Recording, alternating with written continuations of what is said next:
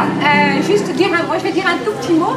D'abord, pour ceux qui ne me connaîtraient pas, je suis Ariane Bourrelier, la directrice de l'association qui gère et ici et le Montmélie, la MJC du Montmélie. Donc voilà, c'est une même association qui est donc avec un conseil d'administration dont maintenant Karen fait partie depuis le mois de juin dernier. Voilà. Donc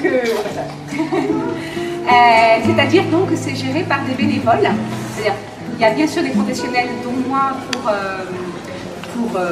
réaliser le travail, mais les choix des projets, des orientations de manière générale de l'association sont faits avec un conseil d'administration composé notamment en grande partie majoritairement par des bénévoles adhérents comme peut-être certains d'entre vous de l'association. Voilà. Ce projet-là, Photovision, donc, est pour la 4e édition. Nous sommes évidemment très contents qu'il ait lieu et en plus il est une initiative d'adhérents avec Sonia donc pour la série photo.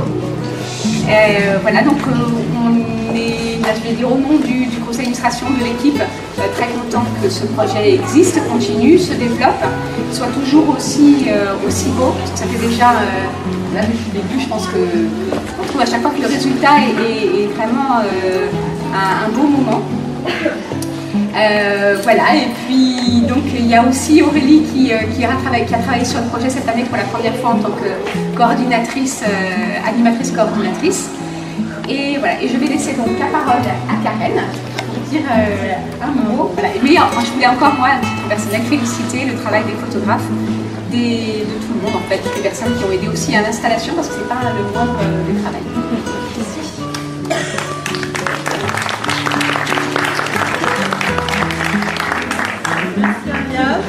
Merci à tous, je suis très émue et un peu... Ah oui, je suis émue de vous voir tous ici.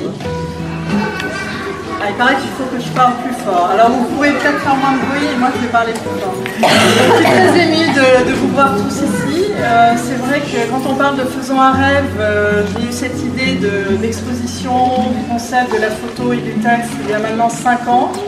Et je crois que je n'aurais jamais imaginé à l'époque, quand j'ai émis cette idée en discutant avec Jean-Pierre Cardin, pour ceux qui le connaissent à l'époque, et il m'avait challengé, il m'a dit ok Karen, vas-y, et là je me suis trouvée un peu bête parce que je pensais qu'il allait m'aider, et voilà, ça a été l'occasion de me lancer, et bien sûr avec la structure de la MJC, mais j'aurais jamais imaginé qu'on se retrouve ici aussi nombreux et que ça perdure et que chaque année soit un nouveau challenge et une réussite comme Ariane vient de vous le dire. Donc voilà, ça c'est pour moi un premier rêve qui s'est très réellement concrétisé. Alors je tiens vraiment à remercier toute la structure de la MJC, donc en commençant par Ariane. Il y a Astrid également, la directrice adjointe qui est actuellement au Brésil, donc qui ne peut pas être avec nous. Aurélie bien sûr, dont c'est j'allais dire la première et j'espère pas la dernière exposition, qu'on puisse continuer à travailler ensemble. Je voudrais dire un très grand merci et se reconnaîtront tous les membres de l'atelier photo de Sonia. Puisque, j'allais dire, on n'arriverait pas à monter cette expo sans eux. L'accrochage, c'est un moment passionnant mais difficile et qui prend beaucoup de temps. On a mis près de 8 heures à faire l'accrochage que vous voyez ici aujourd'hui, donc dans la grande salle, dans le couloir et à l'entrée. Donc 8 heures de travail. Samedi, on était au plus fort de l'organisation, une dizaine à travailler, donc sans eux, rien n'aurait pu être fait.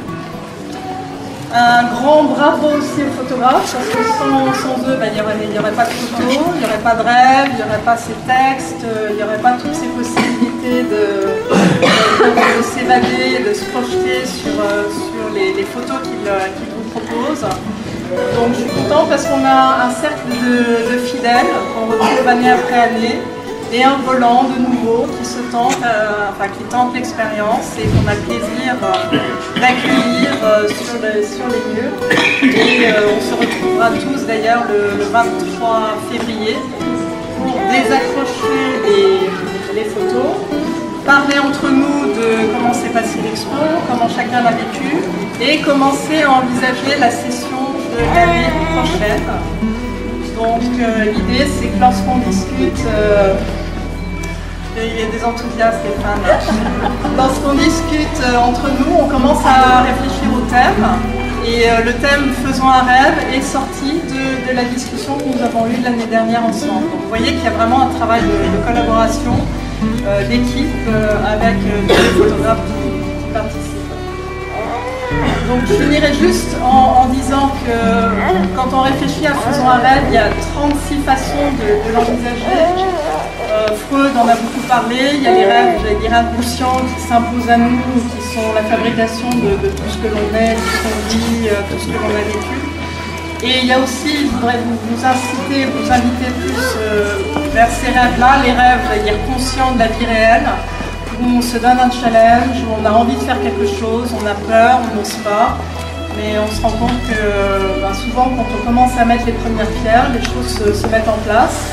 Et on a le très grand plaisir ou la joie, seul ou en groupe, parce que tous les rêves peuvent être différents, mais de voir des choses se concrétiser, des choses changer dans notre vie autour de nous ou pour nous personnellement.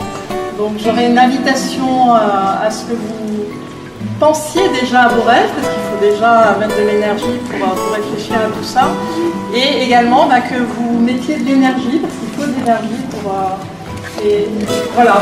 concrétiser ou pour avancer sur une voie qui vous mène vers ce rêve. Je dirais que même si vous ne l'atteignez pas, rien que le fait déjà de lancer quelque chose et de démarrer sur cette voie-là, en général est très enrichissant, et voilà, je crois que c'est ce qui donne son sel à la vie. J'arrête là. Je fais juste une petite annonce personnelle. L'année dernière, une personne a très gentiment laissé un CD avec des photos.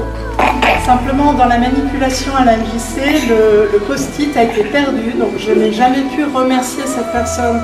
Si jamais elle est dans la salle ou si vous la connaissez, merci de venir vers moi pour que je puisse la remercier, même si c'est un an après.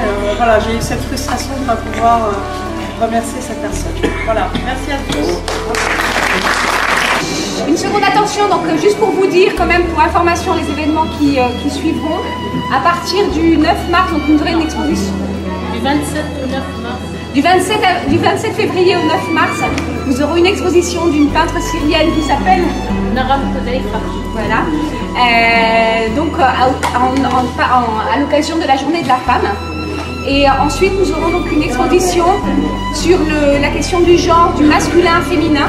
Donc masculin-féminin de génération à génération, ou féminin-masculin de génération à génération, avec une photographe, Virginie Merle, et également voilà, tout un thème sur le masculin et le féminin. Si vous avez envie d'un peu porter des objets sur ce thème, soyez les bienvenus. J'ai encore quelque chose à dire, plusieurs choses. Il y a un livre d'or. Pensez à mettre un mot, ça fait extrêmement plaisir aux photographes. Deuxièmement, vous pouvez aussi exprimer votre rêve. Ce sera l'occasion de le partager anonymement ou pas, c'est à vous de choisir. Troisièmement, si vous avez des idées de thèmes pour l'année prochaine, vous pouvez également contribuer et vous exprimer. Quatrième et dernièrement, je vous rassure, est-ce que les photographes présents peuvent venir ici? On va faire une photo de groupe. Et l'équipe d'organisation. Et l'équipe d'organisation, bien sûr. Voilà.